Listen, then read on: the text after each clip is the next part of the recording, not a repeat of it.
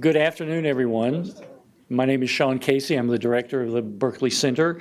It's an honor to have you with us today. We are thrilled to have Philip Sheldrake with us, and he's going to give us a talk, and after that he's going to come back to the table and we'll spend the balance of our time together discussing, throwing questions at him and discussing the various issues that he raises. I should also remind you we will have some refreshments outside, so as soon as we're done you can go out and spend some time drinking what we have and eating what we have and in conversing informally with Philip. So Philip is a senior research associate from the Von Hugel Institute at St. Edmund's College in Cambridge. He's also a senior research fellow in the Cambridge Theological Federation at Westcott House, and he's director of the Institute for the Study of Contemporary Spirituality at the Oblate School of Theology in San Antonio, Texas. Previously, he was Leach Professor of Applied Theology at Durham University, and he earlier taught at Cambridge and London University. He has taught and written extensively on Christian spirituality, the nature of space and place in religion, the urban and spirituality more generally. Sheldrake is the past president of the International Society for the Study of Christian Spirituality. He's written or edited 15 books, translated into several languages, including The Spiritual City, Theology, Spirituality, and the Urban, Spirituality, A Brief History, second edition, and Explorations in Spirituality, History, Theology, and Social Practice. He is a Fellow of the Royal Society of Arts and Fellow of the Royal Historical Society. He trained in history, philosophy, and theology at the Universities of London and Oxford, which granted him a Doctor of Divinity degree in 2015. So please join me in welcoming Philip to us, and we're looking forward to the conversation. Thank you. Welcome, Philip. Thanks, Sean. Thank you. Well, hello. I hope you won't regret this invitation. I'm relieved to see, no, I'm only joking. I was going to say I'm relieved to see that Dave Hollenbach isn't here yet because I'm going to actually cite him in my talk. And I said, don't you dare put your hand up and say, I never said that. Anyway, we won't wait for him just in case he's been held up doing other things. Anyway, the theme of this evening's talk is cultivating public values. Oh, there he is. Sorry to be late. No, I haven't got as far as you yet, David. So, in my view, a serious exploration of values is critical if we're going to reflect on the contemporary public world. But before focusing on what I feel to be some central public values or virtues, I want to begin by clarifying what exactly I mean by the word public and what I mean by values. So first of all, public. The public sphere. Often people, I think, understand public life as confined to politics or to civic administration. However, public life is much broader. It's essentially a dimension of everyone's lives. Life together in society, a space of encounter, communication, well, hopefully, shared activity, and importantly, shared responsibilities. In this common space, both physical and psychological, we are formed and educated. Here we explore our identities and discover a sense of meaning, including our values. We desperately need to give greater attention to consciously embodying the public dimension of our lives. This means seeking to live out our values intentionally in the everyday world of neighborhood, street, and workplace. An important aspect of this is presence. I'm going to come back to that. Presence to other people. In the Western world, since Greco-Roman times, cities have been seen as emblematic of our outer public life and the construction of community. Unfortunately, since the 19th century, Western cultures have become polarized. The private sphere, that's to say the self, family, home, has been idealized as the context where we are truly ourselves, before we then play out different roles on the public stage. However, from a Christian perspective, living in public is not simply a role that we take up and put down. An unbalanced rhetoric of privacy has serious moral consequences, I believe. It suggests that our public existence is of secondary importance. However, Christian theology, following Augustine, affirms that there is no absolutely private identity. To be human is to live in common with a shared task. If being fully human is to be in public, what does public imply? The American sociologist Lynn Lofland, concerned with a growing anti-public rhetoric of intolerance, uses the word for places dominated by the interaction of strangers. Public places are very different from the intimacy of our private worlds. It's interesting that Christianity suggests that God is most powerfully experienced in places that are strange to us rather than safely protected. New Testament scholars note, for example, that Jesus Christ regularly pushed his disciples away from familiar places and familiar people towards places that were initially threatening because the inhabitants were Gentiles or in some way other.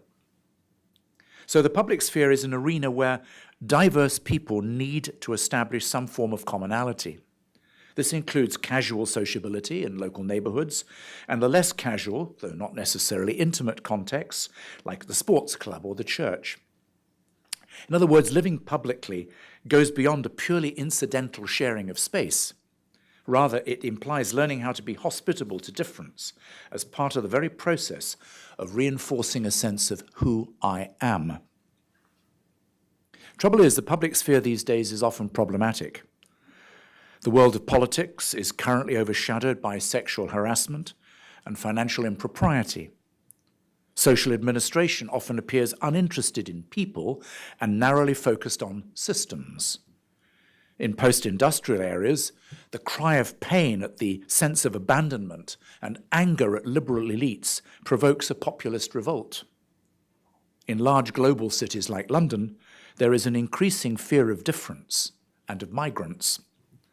There's also a lack of attention to dysfunction in the public sphere. No doubt many of you heard about the terrible fire last June in Grenfell Tower. Now that was public housing, and it's a symbol of how rich and poor sit alongside each other in what is the wealthiest borough of London, Kensington and Chelsea, but without any mutual engagement. My partner, Susie, who worked as a psychotherapist with survivors of the Grenfell Tower, said it's two planets. Or I would say, misquoting Charles Dickens, it's a real tale of two cities. In the same borough, property is also being bought up by wealthy oligarchs as an investment and then left empty. Ownership without presence or responsibility. In his analysis of public life, the theme of diversity is picked up by Richard Sennett, the American sociologist who also teaches in London at the School of Economics. He partly blames the fear of mixture for a contemporary privatization of space and the soulless nature of many modern cities. He argues that Western societies suffer, I quote, from a divide between subjective experience and worldly experience, self and city. He believes that this is based on an unacknowledged fear of self-exposure, which is thought of as a threat rather than an enhancement. Consequently, urban regeneration, both in Europe and here in the States, after World War II, too often concentrated on creating safe divisions between different groups of people. Public space became bland because the main purpose of public space was to facilitate movement through it rather than encounters within it. We've also de-emphasized place for the sake of the economic value of mobility. The Scottish Christian thinker Michael Northcote notes, "The modern city celebrates and facilitates mobility at the expense of settlement, movement at the expense of place." This isn't simply a social issue, but it's a spiritual issue. Without a sense of place, there is no centering of the human spirit. When human conditions undermine this, the consequent displacement is striking in its effect on individuals and on societies. Our physical environments have a massive role in shaping the public sphere. In his writings on spatial practice, Michel de Certeau, the French Jesuit historian, scholar of spirituality, and social scientist, critiques modernist urban design. which he says promoted spatial purification. He was inspired partly by the social humanism of the philosopher Emmanuel Mounier, who himself was strongly influenced by Catholic social teaching. De Certeau's writings continue to be very provocative. He defends civitas, a space created by the narratives of people versus a purely planned and architecturally conceived concept city. I want to focus very briefly on two of his essays. Ghosts in the City seems likely that one of his targets was Le Corbusier, the French-Swiss architect who had such an influence on European and North American urban regeneration during the mid-20th century. Le Corbusier fundamentally believed in a kind of Gnostic matter-spirit dualism. For him, for Le Corbusier, true knowledge and values were to be found in the inner individual life.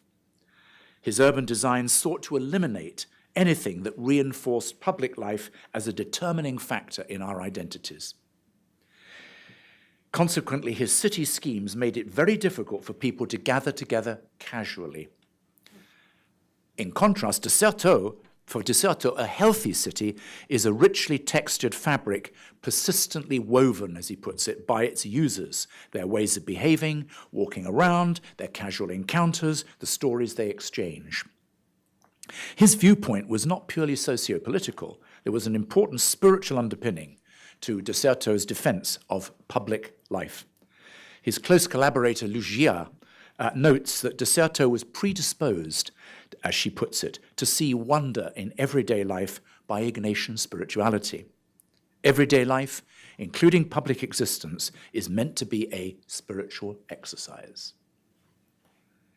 Second essay, Walking in the City. De Certeau expresses another favorite theme, that of resistance to systems that leave no room for transgression.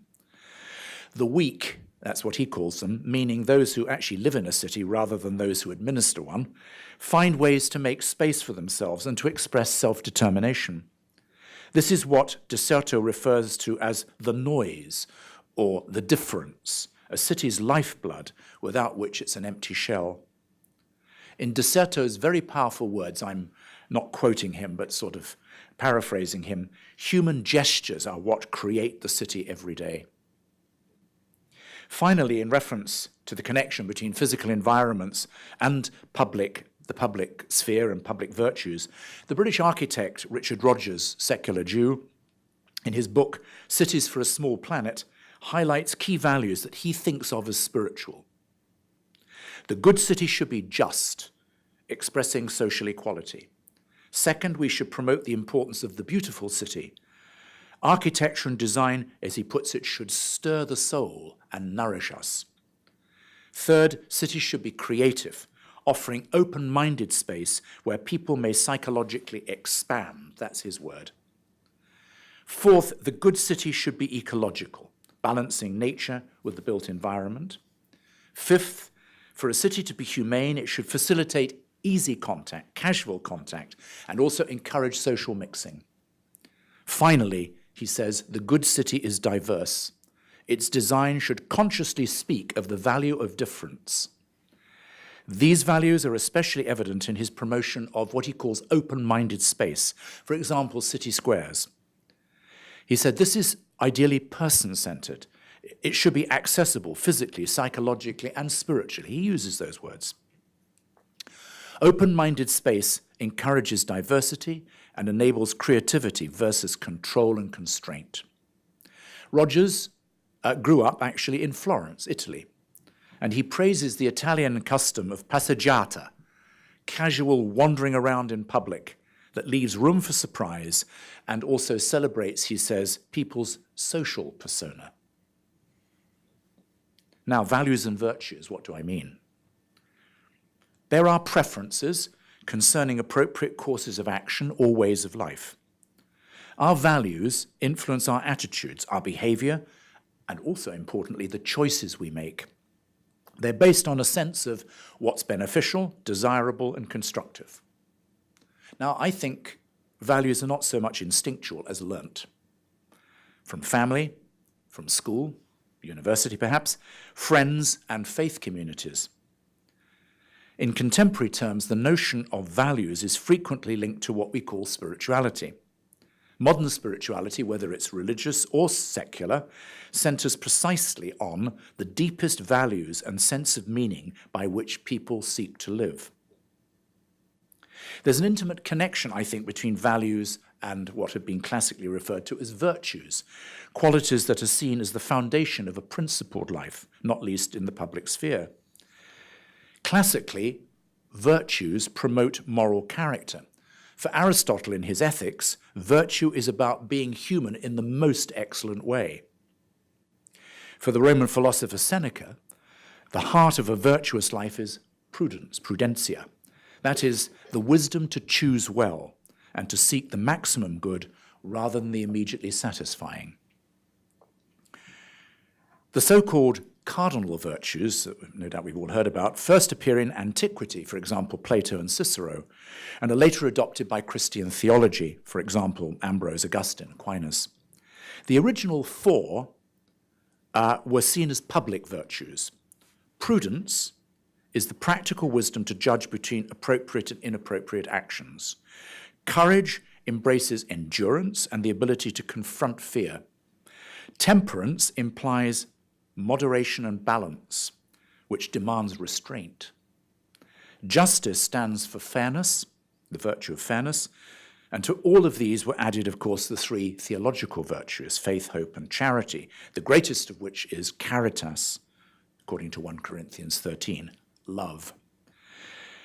Love here is non-exclusive, universal, altruistic, and concerned for the welfare of other people. Now, in the remainder of my talk, I want very briefly to focus on 6, for me, important values or virtues in the public sphere: community and communication, reconciliation, hospitality, mercy, solidarity in the common good, and finally, the wisdom of discernment, discretio, the kind of Christian eventual equivalent of prudentia, of prudence. So community and communication first. A rich foundation for notions of community is the New Testament word koinonia, or communion. In a Christian theological vision, every community consists of people united by bonds of mutual love. The way of describing Christian community, but also wider humanity in the image of God, first appears in the first letter to the Corinthians and implies mutual sharing.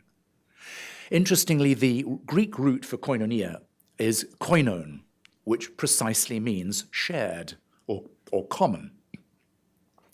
And here, I think that, just to make a point, there is a vital distinction between a valid sense of particularity, that each of us is particular and distinctive, and unbalanced individualism. The two are not the same. 3 crucial outworkings of this appear in the New Testament. 1 Corinthians 12 offers an image of the Christian community as a single body made up of different parts. And by extension, this is also a vision of recreated humanity, of which Christianity is meant to be the exemplar. There is unity in Did I say anything? No. There is unity in diversity. No one is dispensable. If anyone suffers, all suffer. The weakest should be treated with the greatest care, and the less respectable, maybe the homeless, are to be treated with the greatest respect. Galatians 3 proclaims radical equality versus a hierarchy of status. In Christ there is no longer Jew or Greek, slave or free, male or female. All are one, meaning all are equal. Not everyone's the same. And finally, Philippians 2 is clear that the Christian community, and by extension redeemed humanity, exists to give itself in service of others. Now, community embraces commitment, and that includes building a sense of common convictions. Sustained commitment is what is implied by that famous word, vocation. This originated in Christianity, but it's nowadays used in non-religious contexts. The notion of vocation is based on a belief that each person, each one of us here, is endowed with gifts and talents that direct us towards a purposeful way of life for the good of the whole. What does the vocation of a community entail? First, to develop a sense of purpose through cooperation. Second, to be concerned for other people rather than merely seeking to gain an advantage over them. And this clearly overlaps with the greatest of Christian virtues, that of caritas, or inclusive love. But community also involves communication. Recently, a senior British psychologist, whom I heard speaking on the radio, said, in his estimation, listening is the most important value in the public sphere, listening. The Rule of St. Benedict is interesting because it says valuable things about listening. The opening word of the rule is obsculta, listen.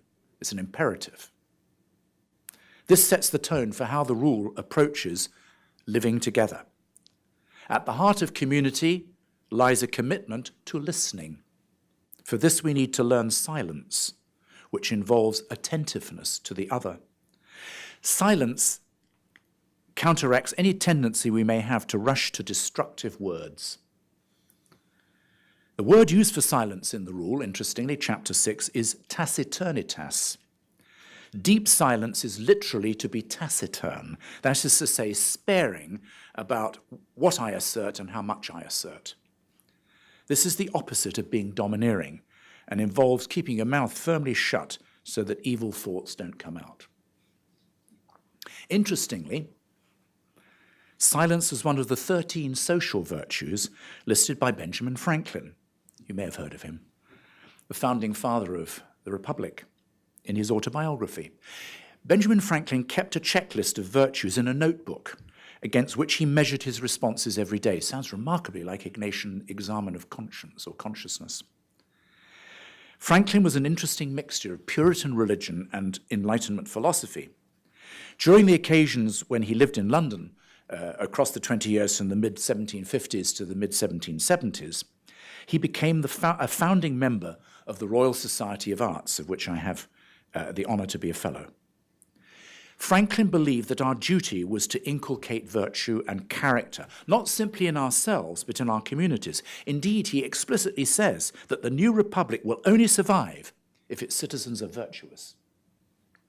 Franklin echoes the Rule of St. Benedict, I'm quite sure unconsciously, by defining silence, which was, as I say, one of his 13 virtues, as avoiding trifling conversation and speaking out only what benefits other people. Again, back to the Rule of St. Benedict, attentive listening is also associated with true wisdom. Listen carefully to your fellow human beings, because this is the source of wisdom and of discernment.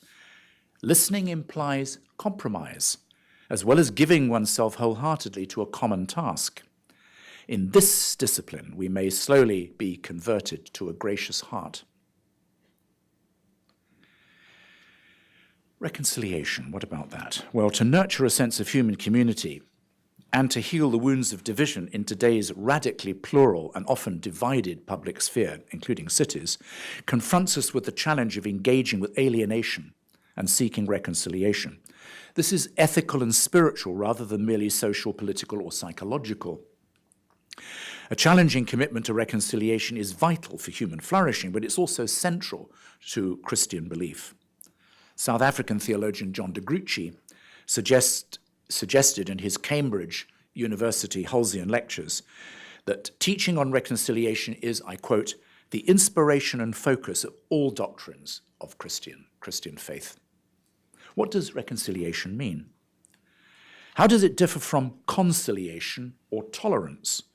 Conciliation or arbitration is associated with perhaps placating estranged neighbors, or with negotiations between employers and their workforce. This doesn't necessarily transform people at any deep level. Tolerance is essentially pragmatic.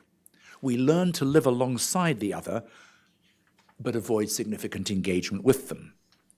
Living alongside was recently critiqued by the former British chief rabbi and philosopher Jonathan Sacks.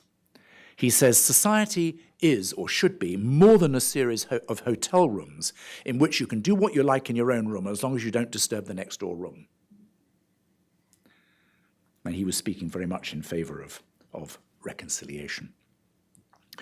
The notion of reconciliation suggests the healing of divisions at a very fundamental level. An important New Testament text is the letter to the Ephesians, chapter 2, which lays out the radical nature of God's plan for the world, revealed in the teachings of Jesus Christ. We are to be a single community.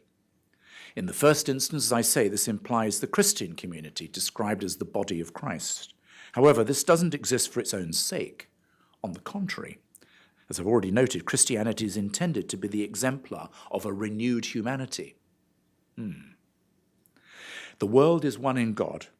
Jews and Gentiles, previously separated by circumcision or non-circumcision, the observance or not of the law, are now made into a single new people, reconciled to each other by God's action. Reconciliation isn't bland or comfortable. It doesn't promote an unchallenging, fuzzy consensus. Importantly, true reconciliation is an action, not an abstract value or principle. Reconciliation is always with these people, in this place, at this moment. Finally, the biblical language we translate as reconciliation relates to the Greek verb alasso, which means to exchange. So reconciliation means exchanging places with the other, learning to identify with the other, being in solidarity with the other. And finally, given Georgetown's Catholic identity, it may be worth asking what exactly is implied by the word Catholic as a key to reconciliation. It's not a narrowly religious word in origin, but derives from the Greek katholikos, meaning universal, which it's thought is connected to other Greek words kataholos, in respect of the whole. So to be Catholic is the opposite of being confined to an exclusive group of people. It is anti-sectarian. While ultimately only God could be described as Catholic in the full sense, that only God embraces the mystery of the whole, to say that humans are made in the image of that God implies that we become fully human only by seeking to give space to those whom God gives space to. That is, everyone without exception. This is necessarily open-ended process of radical and sometimes very painful transformation. So being Catholic involves being always receptive to the other, to the more. In terms of our public lives, this is most sharply expressed through engaging with those who are unlike us, including those who are perhaps even distasteful or unnerving. Now, what about hospitality? Well, following on reconciliation as changing places or exchanging places, a key emphasis in the Jewish Christian scriptures is hospitality to the stranger, something that Christianity inherited from Judaism. So in the Gospels, Jesus himself is frequently portrayed as a wanderer without a home, Matthew 8, dependent on the hospitality of others, Luke 9, or in the Gospel of John, as the stranger in our midst. An important feature of Jesus' own practice was to push his followers away from the familiar into situations they found very disturbing. Oh, Mark 6, he forces his disciples reluctantly into a boat to cross the Lake of Galilee to the Gentile side, Bethsaida. In Luke 8, he heals the demoniac in the non-Jewish, some people say pagan, land of the Gerasenes. In Matthew 15, Jesus, in the land of Tyre and Sidon, heals the daughter of a Canaanite woman. And in Mark 8, he feeds a multitude on the eastern, non-Jewish side of the lake. The stranger is not simply someone who is not family, kin, or is unknown to us. Strangers in the scriptures embrace those who are actively excluded or despised. In the Gospel of Luke, the obligation in Jewish law to love God and love our neighbor as ourselves is presented in a most challenging way in the parable of the Good Samaritan. This answers a lawyer who's trying to catch Jesus out by saying, "Who is my neighbor?" That's Luke chapter 10. The story is familiar, I'm sure, to you. An anonymous someone is attacked by robbers on the road, stripped and left to die.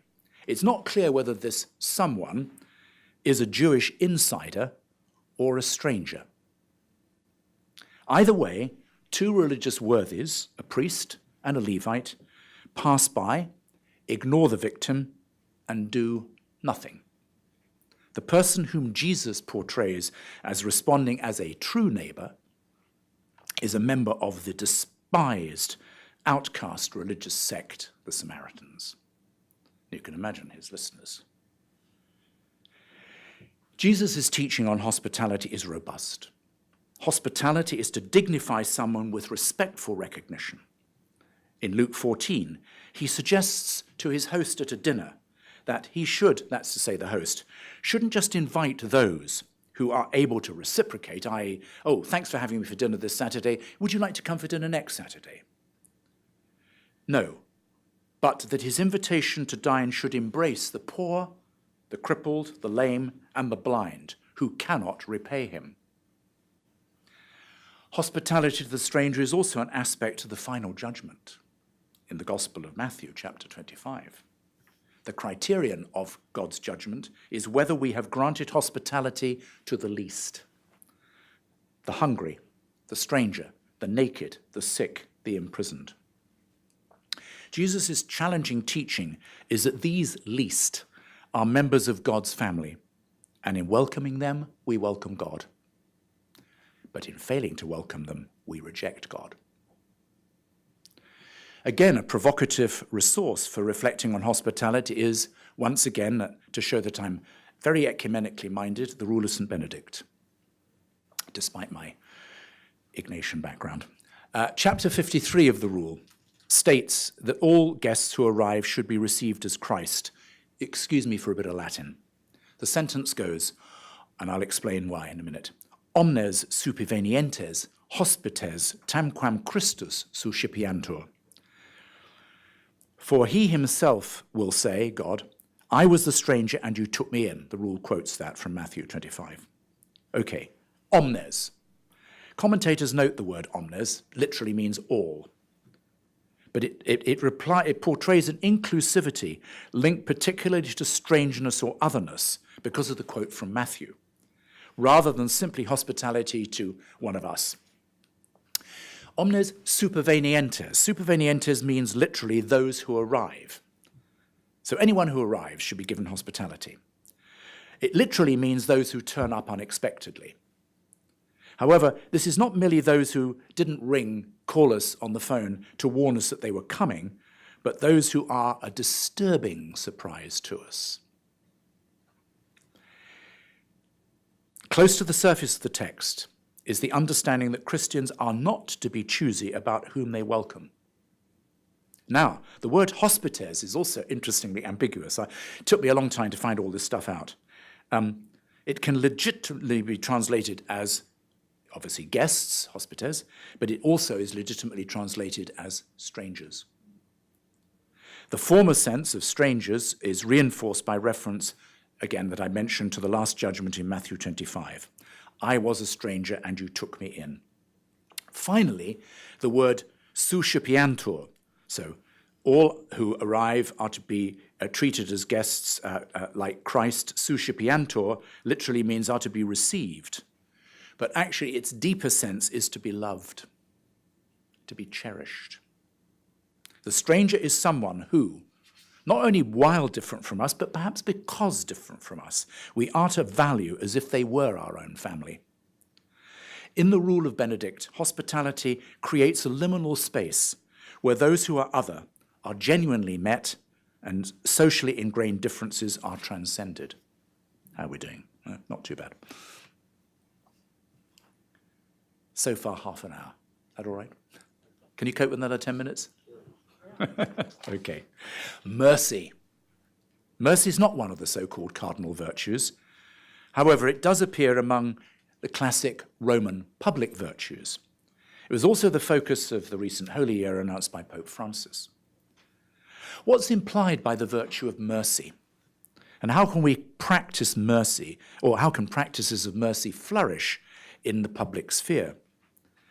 Mercy is often understood in a rather kind of narrow sense as forgiving the offences of other people. However, mercy implies far more. It's especially a disposition to show compassion.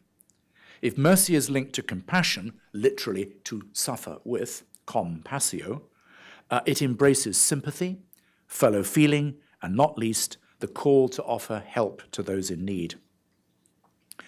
From a Christian perspective, the basis of mercy is that it's a divine attribute. In the book of Exodus, chapter 34, being merciful is part of God's identity. God freely shows mercy, even to those who violated their relationship with God. Human mercy is founded upon the nature of God. There is a realization that humans don't have wholly autonomous rights. There's an inherent solidarity in human existence in which both those who give and those who receive share the same foundation. That is God's fullness. Mercy also, therefore, involves compassion towards those who don't have an obvious claim on us and from whom no recompense is expected. In the Gospels, the focus is on how God's nature of mercy demands it in interhuman relations. Chapter 6, Matthew, blessed are the merciful, the Beatitudes, for they shall receive mercy. This also relates to chapter 18 of Matthew, forgive your brother, sister, from your heart. That is from the very core of your being. It's not an emotional word, because in late antique Judaism, the heart is the seat of human identity. Augustine says, go into your heart, where you are, whatever it is that you are. It's also where you encounter God and the other. The highest expression of mercy in the Gospel of Luke is love of enemies. And this is possible only by conforming to God's pattern of mercy. Be merciful as your Father is merciful. The key is that our actions in life are to be defined not by a sense of moral autonomy, but by experiencing our need for the other. From this sense arises the traditional notions of works of mercy, there's corporal and spiritual. Just to remind you, the corporal works, again, echoing the Gospel of Matthew chapter 25, feed the hungry, give drink to the thirsty, clothe the naked, give hospitality to the stranger, visit the sick, help prisoners, bury the dead. Before we get on to discernment, which is my last point, what about solidarity and the common good? That may sound familiar. The notion of the common good is a powerful theme in Catholic social thought, from Pope Leo XIII's 1861 encyclical Rerum Novarum onwards. Interestingly, the common good also lies behind Pius XI's 1931, 40 years on, encyclical Quadragesimo Anno, which interestingly highlights the spirituality of Ignatius Loyola as, I quote, the most precious means of personal and social reform. More recently, in a 2004 document, Compendium of the Social Doctrines of the Church, in chapter 4, from the Pontifical Council of Justice and Peace, the common good indicates, I quote, the sum total of social conditions which allow people, either as groups or as individuals, to reach their fulfillment more fully and more easily.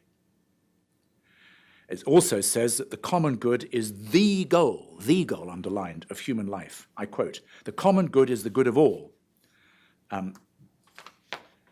people and of the whole person. The human person cannot find fulfillment in himself, that is, apart from the fact that he exists with others and for others, end quote. Again, the common good appears in Aristotle. At the heart of the good life, the truly good life is always orientated to what is shared with others. What's truly good for me, rather than what feels good, is inseparable from what is good for you. And what is truly good for both of us is associated with what is good for all. This isn't merely a pragmatic arrangement, but expresses something essential about human life.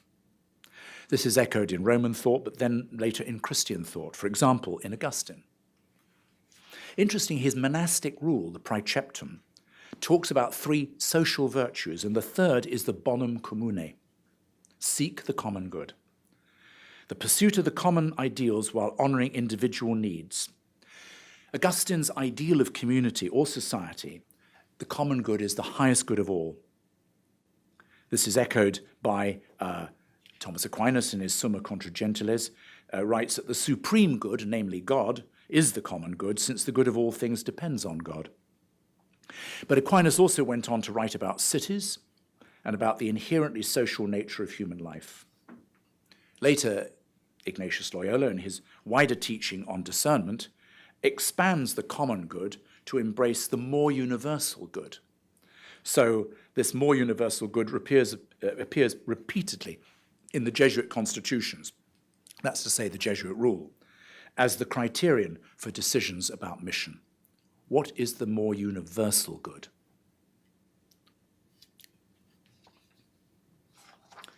Right, we're getting there. Oh yes, here we are. The concept of the common good is particularly challenging when we think about what is the good life and what takes the good life to be advanced today in radically diverse public spheres. This is where I become nervous. In this context, a certain Jesuit called David Hollenbach offers insights based partly on the Ignatian tradition. The contemporary diverse city is always provisional and necessarily the product of multiple negotiations on the street corner. David poses very down-to-earth questions. Given that the achievement of solidarity is more elusive than it once was, is it even possible to recover a sense of the common good? Can people of different backgrounds identify aspects of the good life that they agree are desirable? David suggests that it's possible to go beyond mere tolerance or otherness. However, in contexts of diversity, seeking the common good isn't a quick fix. What matters more than a guaranteed outcome is the solidarity that grows out of our commitment to a process of making meaning, creating values, and negotiating a common ethical stance. This process may be open-ended. However, in David's words, this is a quote, "It is a form of solidarity because it can only occur in an active dialogue of mutual listening, interestingly, and speaking across the boundaries of religion and culture. Indeed, dialogue that seeks to understand those with different visions of the good life is already a form of solidarity, even when disagreement continues to exist." End quote. Sorry about that. This turn to solidarity is also expressed in the writings of the contemporary political philosopher and ethicist Eduardo Mendieta, who incidentally also trained in theology. He links social solidarity to the virtue of frugality in response to a growing culture of consumerism. He suggests that the greatest human moral codes emerge from the increasing pluralism of an interdependent public world shaped by the persistent encounter of strangers. For Mendieta, the virtue of frugality implies that we develop a public culture that doesn't simply enable everyone to live like the haves rather than the have-nots. Frugality asks that we live at a level that allows access for everyone to basic human rights: food, health, education, and a decent environment. Interestingly, Mendieta, though a Protestant, highlights the power of Francis of Assisi's spirituality of voluntary poverty in reaction to Francis's own privileged background. And finally, discernment. Because cultivating public values is complicated, I want to end by referring to the importance of discernment. For me, the critical virtue is an examined life rather than an unexamined life. In the public sphere, we continue to live in contexts of social and economic inequality and dysfunction. There are no simple answers. However, Ignatius's teaching on discernment has powerful things to say. It relates to the practice of everyday life. And the longer Christian tradition of discernment is very clear that discernment applies to communities and societies rather than just to individuals. It's a form of wisdom, as spiritual exercises indicates. It invites us to a critical reflection on the ambiguities of our experience. Faced with choices, whether overtly moral or not, we are prey to conflicting influences. Some of these incline us to what is good, others to what is inauthentic or flawed. But choice isn't a simple matter. Interestingly, it derives from the Greek diakrisis, and again, Aristotle.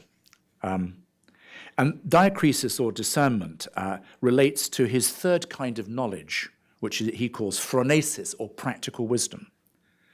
Part of Aristotle's ethics that discusses human relationships contrasts mere self-seeking with true self-love. This is related to the quest for true society. A fulfilled life, he says, involves some degree of self-giving. His practical wisdom, Frank Phronesis, seeks eudaimonia, which literally translates as happiness. However, like Ignatius Loyola's concept of consolation in his Rules for Discernment, Aristotle's happiness is not the same as enjoyment or self-satisfaction. Rather, it's a way of living a reflective, well-directed life within society. Ignatius, in Nation Spirituality, pulls together in a very practical way the discernment tradition. In his principle and foundation, at the very beginning of the spiritual exercises, the foundation of discernment is described as freedom from disordered attachments, so that we can live and choose in the light of our true purpose. The core principle is that material things are to be used only to enable us to pursue the end for which we're created. At the heart of this counterintuitive vision is the virtue of proportionality, which runs counter to a culture of endless consumer choice. Thus, everyone needs to make difficult daily choices concerning what we use, who we associate with, the values we embrace, the projects we undertake, and the attitudes which direct our decisions. Now, you may be relieved. My conclusion. Cultivating public values. How are they to be cultivated, and who has a role in cultivating them? It's above all a collective activity by citizens working together to identify issues of common concern and making a difference in the community. Now, obviously this begins with families embedded in a neighborhood, if there are still neighborhoods. Faith communities also need to become less introspective and more society-orientated. There's an important role for education, to foster a public-spirited ethos, to nurture critical values, to provide opportunities for developing what I call public and social literacy, and finally, for engendering a notion of public service. There's also public leadership, whether that's institutional, running a university, civic, or even possibly political.